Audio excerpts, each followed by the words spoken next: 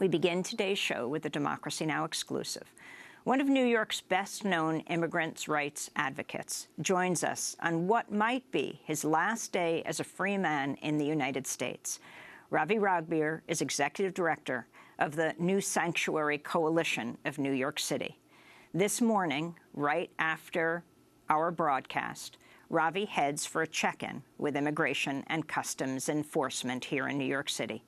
He plans to go to the meeting, even though he may not be released.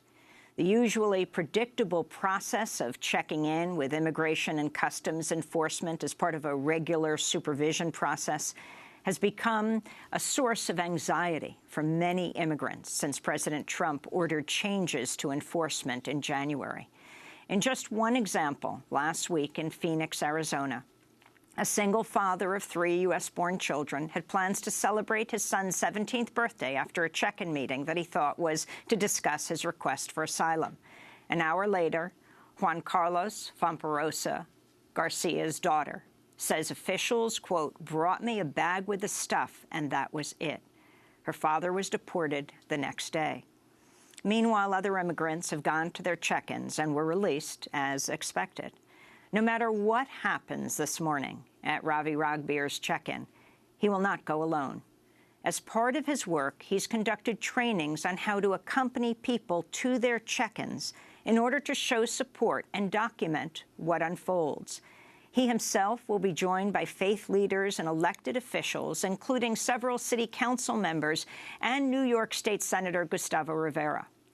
Just last month, Ravi was recognized in Albany, the New York State capital, with the Immigrant Excellence Award by the New York State Association of Black and Puerto Rican Legislators, given to those who show, quote, deep commitment to the enhancement of their community, unquote.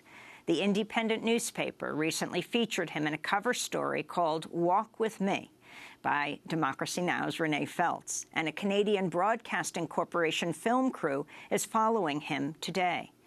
Ravi legally immigrated to the United States from Trinidad and Tobago more than 25 years ago, but a 2001 wire fraud conviction made his green card subject to review.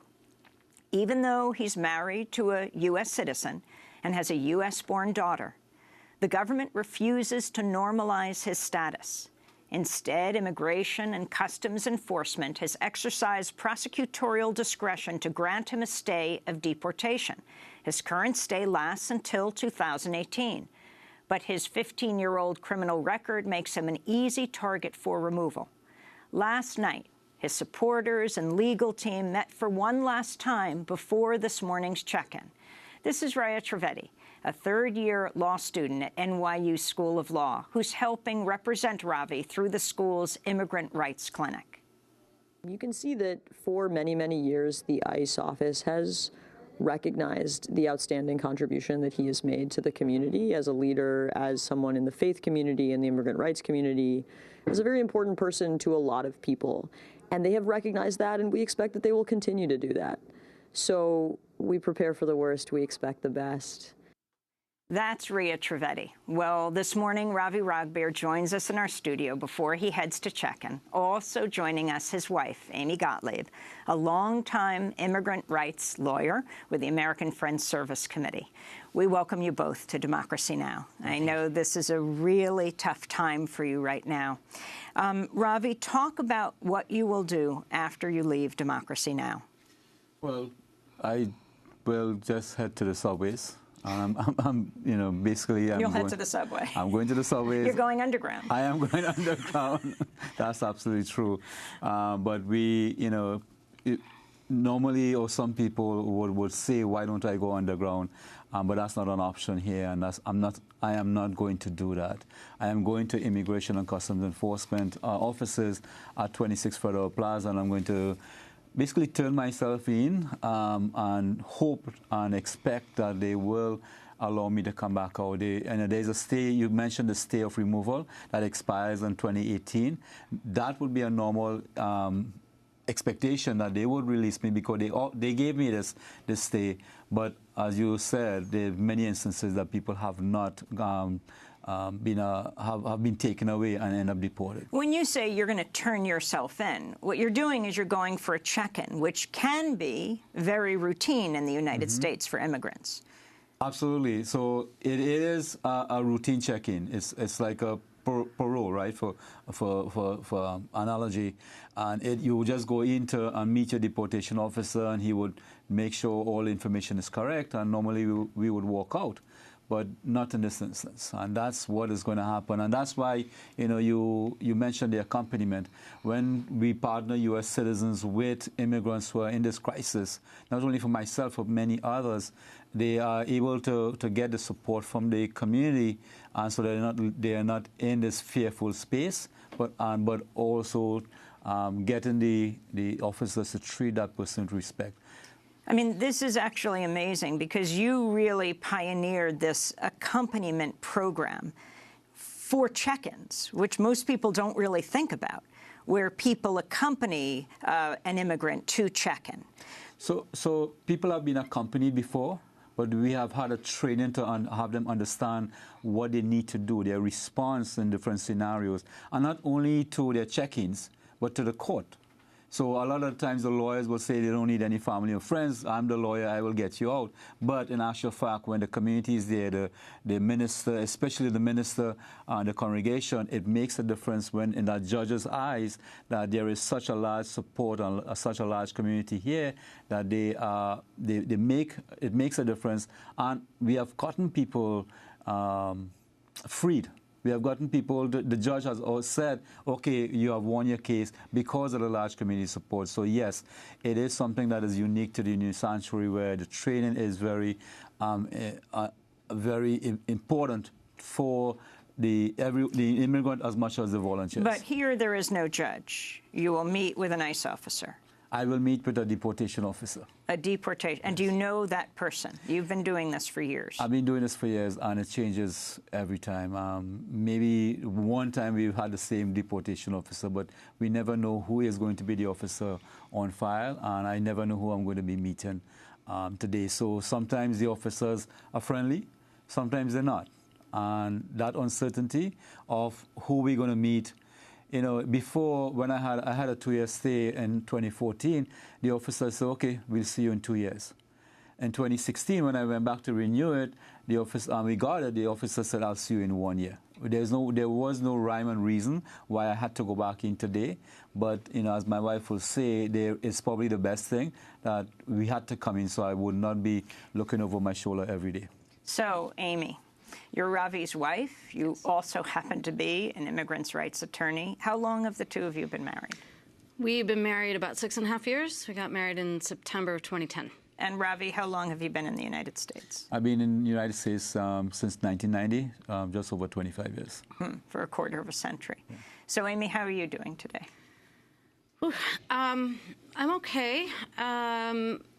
We have been through this before. It does feel different. What feels good is the outpouring of community support that we have right now, knowing that we honestly have the best legal team on earth, the best organizing team on earth. We have a committee, a defense committee, that is helping us kind of strategize about what to do if he gets taken in, how to celebrate if he doesn't get taken in. So we've been taking it one day at a time, feeling, of course, anxious, not sleeping so well, but at the same time holding out hope that ICE will, continue the existing stay and that we have more time to continue real legal options to help Ravi get full legal status here. So you go in together to, it's almost like a DMV-like room, right? Department of Motor Vehicles, you got Fox News on the television, and then your number is called? Well, not a number, but we will turn in the paperwork, the supervision paperwork, to the window, like a DMV window, and they would leave it for the deportation officer to pick up, and then the officer will come out and either call me to the door and say, okay, come back in 6 months or a year. But in another scenario, he will call me in to say, I need to talk to you, and you will not see me again. And Amy, can you be with him through this time? It depends. I mean, I can be with him waiting, and it depends if they bring him back or not. In previous years, they have allowed me back if they call him in to, like, have a quick conversation, but you just can't predict, right? You just don't know how they're going to act. So you could be taken, and you just never see Ravi here in this country again. It's possible. We have heard of times where a person we knew a couple of years ago got taken in, and he was accompanied by people we knew, and they allowed them back there to say goodbye. So it's possible that they would do something like that. But as I said, it depends on the officer. It depends on a lot of different scenarios. And that was the accompaniment program, right? The volunteers from the accompaniment was allowed to speak, to be there. But it's a different era now, different atmosphere. So what we would have expected, we cannot expect anymore. So it's totally unknown. So if President Obama were still in office, under him, they had granted you a 2-year stay. So although they said you had to come back this year, you would have another year until hoping to get another stay as you work out your green card and your residency status. That's right. We would have expected to go in. It would be a routine check-in, and they'll say, "Well, you have to stay. We will see you back in another year." But even if there was another administration, we would have expected something similar. So let me turn to President Trump speaking just last month. I said we will get the criminals out, the drug lords, the gang members. We're getting them out. General Kelly, who's sitting right here, is doing a fantastic job. And I said at the beginning, we are going to get the bad ones, the really bad ones. We're getting them out, and that's exactly what we're doing. I think that in the end, everyone's going to be extremely happy.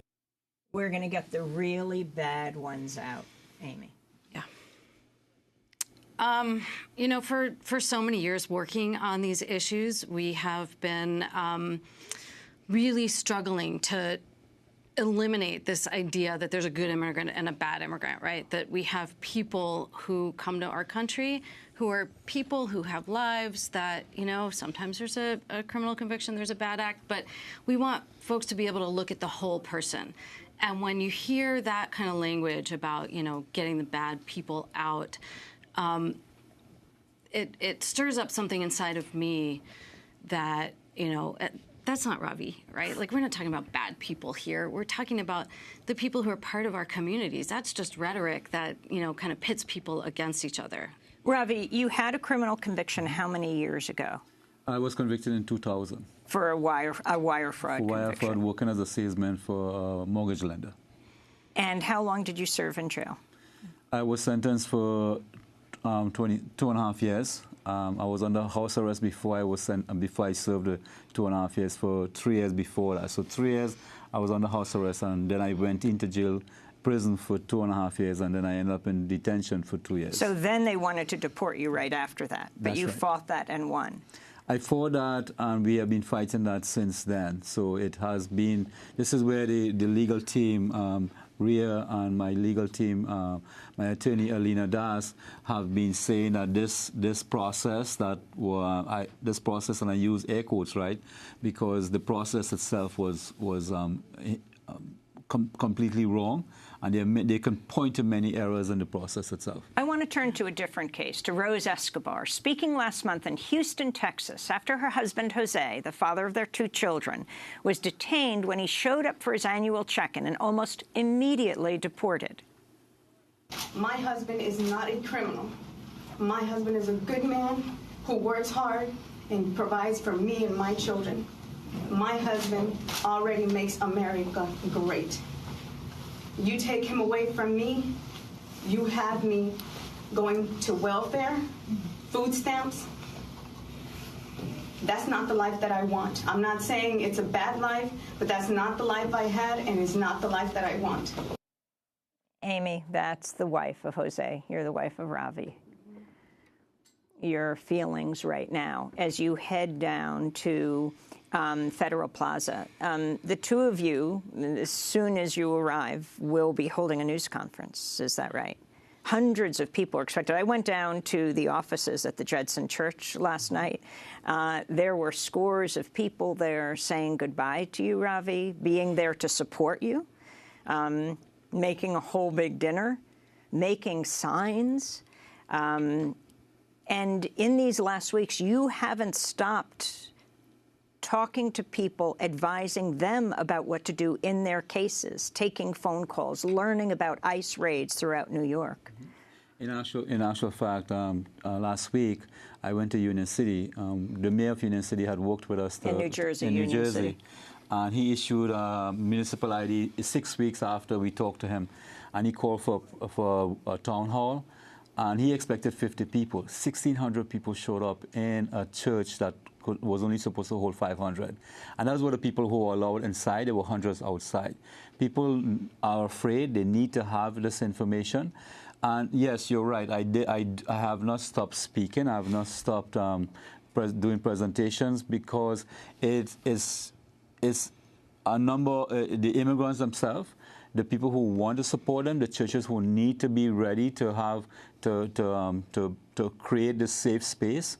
We need to coordinate that.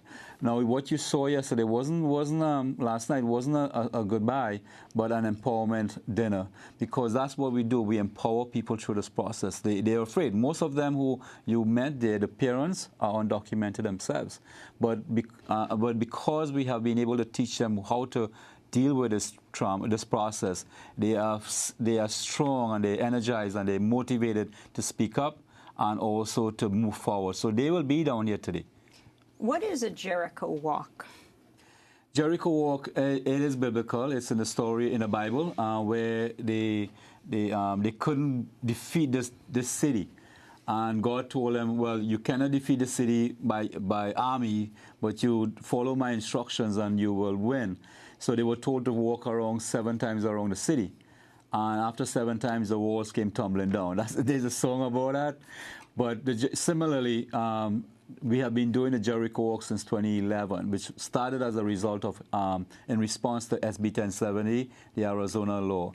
We walk around Federal Plaza 7 times in silence. This is around Federal Plaza, 26 Federal Plaza area? It is around 26 Federal Plaza, and we have done it around 26 Federal Plaza. We've also done it around the Supreme Court.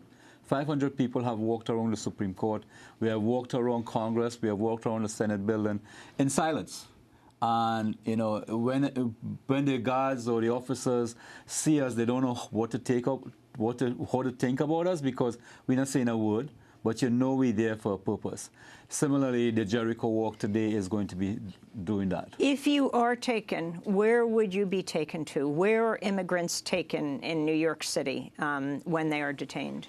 It could be a number of places. They could be taken to New Jersey, Hudson County Correctional Center, the Bergen County Jail, or I could be taken to Orange County up in Genosha, right, upstate New York. So any one of them, I will be held and detained until they find they can put me on a plane and take me to Trinidad. Now, Amy, you are an immigrants' rights lawyer. For a long time, you ran the Newark office of AFSC. Yeah. That's New Jersey. That's right. These detention centers mainly are for-profit detention centers. The Elizabeth Detention Center, I think, is run by CCA, right, the Corrections Corporation of America. These for-profit jails are enjoying massive profits since President Trump was elected. That's right. In New Jersey, there's actually only one that's private. That's the Elizabeth Detention Center, as you say.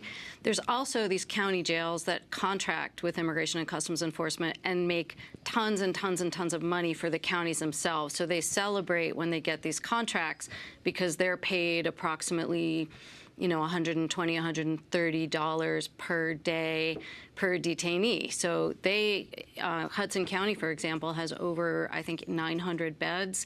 Essex County Jail is over 800 beds. So we've got people detained everywhere. Profits are soaring.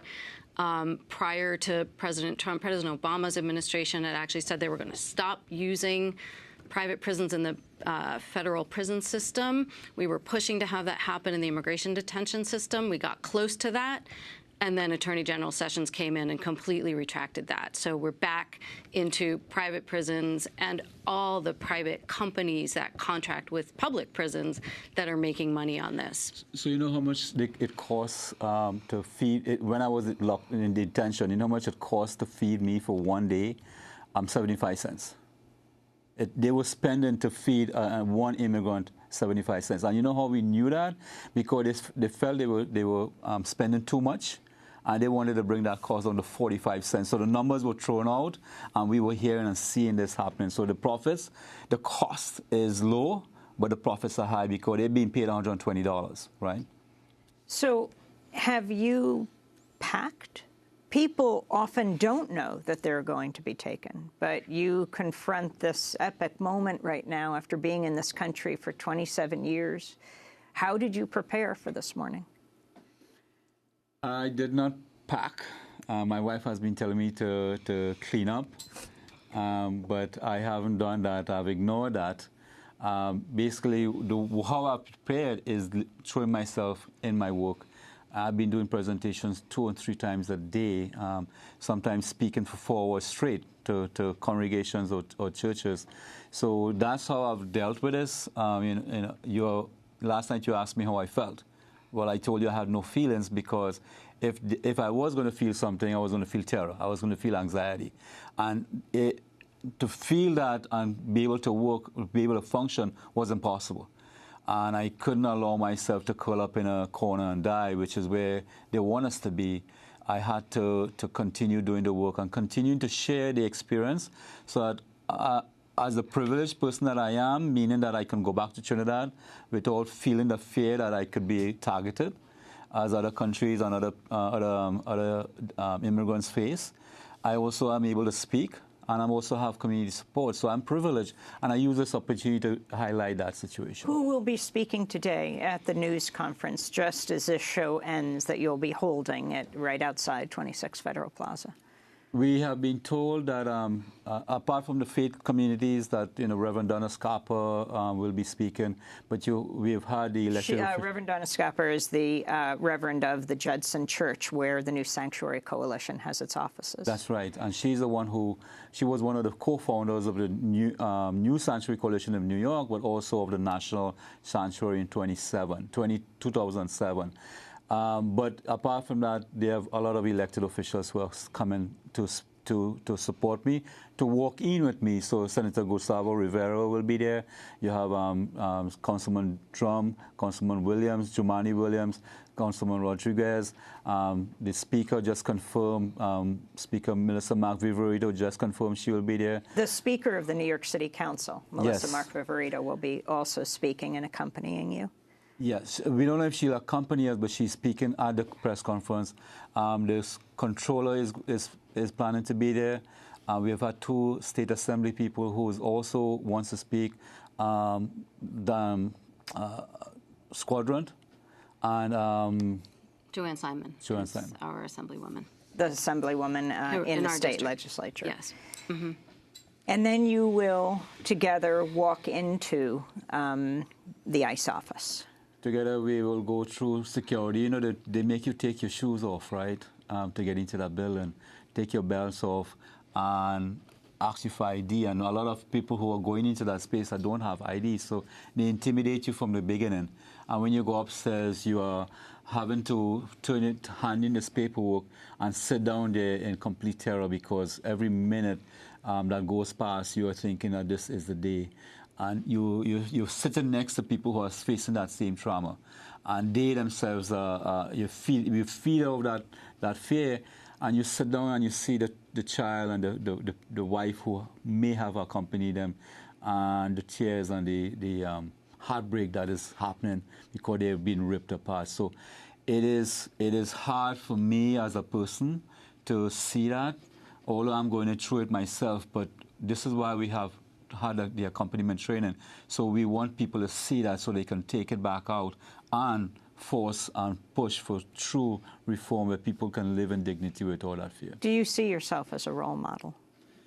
I do not want to think of myself as a role model because then it clouds where I need to be.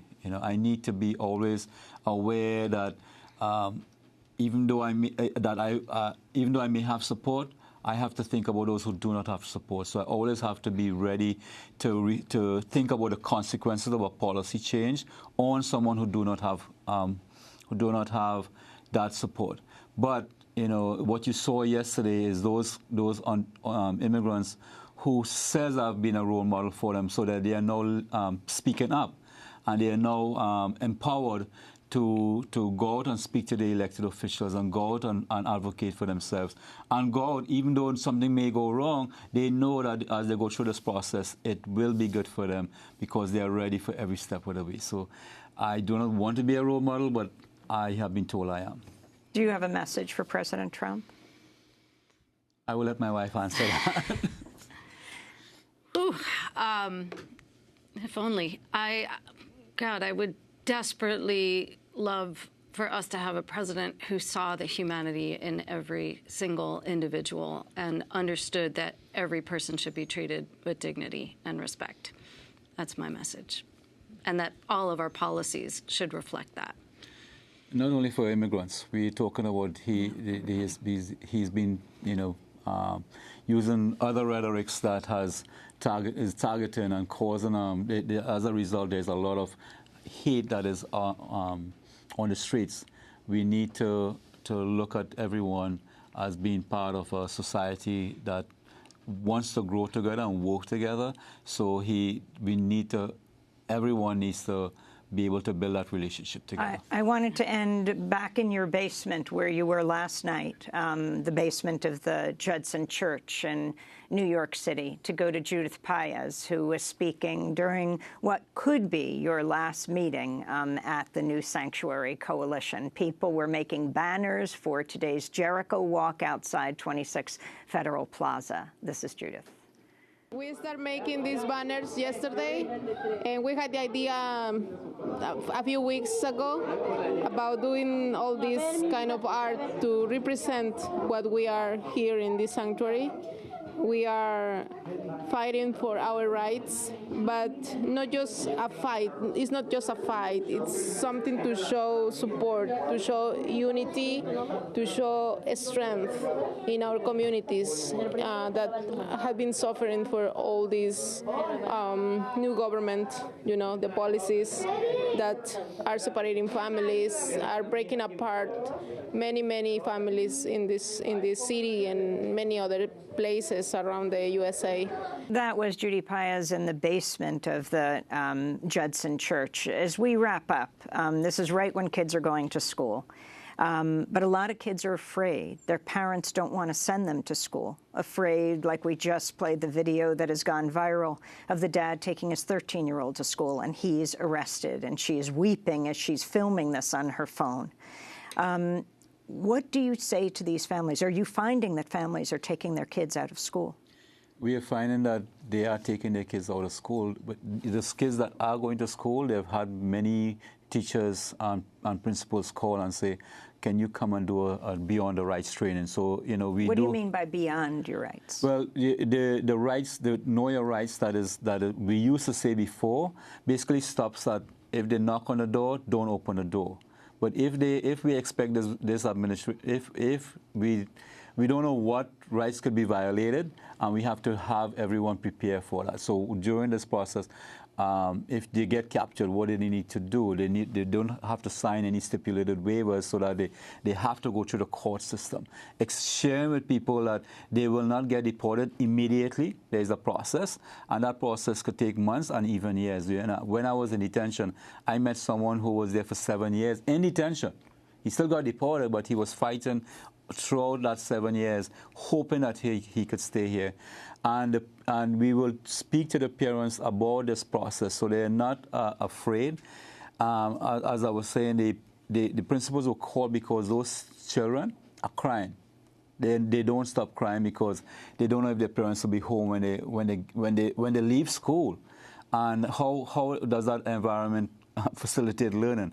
You would think that only applies to the young children, the 10 and under, but the elderly, the older children are feeling this also, and everyone wants to needs this help and needs to know the beyond the rights, so that they know how not to get caught and how to navigate the process every step of the way.